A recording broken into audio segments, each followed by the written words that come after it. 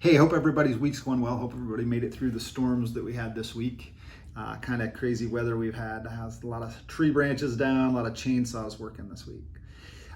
Hey, our question this week actually came from inside of my office. One of the girls asked me, what's the annual percentage rate? Like, how do I explain that? And so then I basically gave her the definition of what annual percentage rate is. Hey, it's the rate of interest, including certain costs, expressed in an annual rate.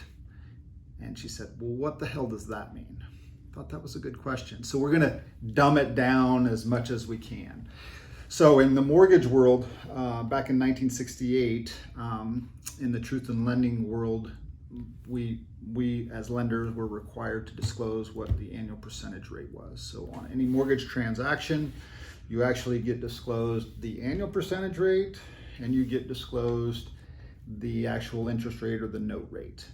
The note rate is the rate that you pay on the note, and it's how you compute your payments. So if it's a $100,000 loan and the rate's 4%, I think the payment's $477 a month.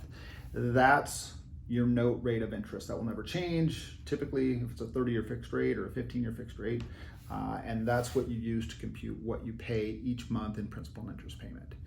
The annual percentage rate, on the other hand, is intended to show you not only your interest rate, but the certain fees that you pay to get that rate so that you can compare one lender to another.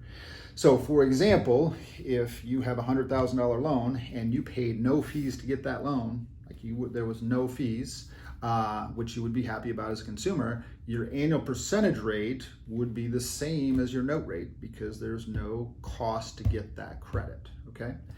If you did pay fees to get a loan, admin fees, loan origination, you didn't put down 20%, so you were paying mortgage insurance, those fees, in addition to the rate, are used to calculate the annual percentage rate. And the annual percentage rate is always going to be a higher rate if you have fees than your actual note rate.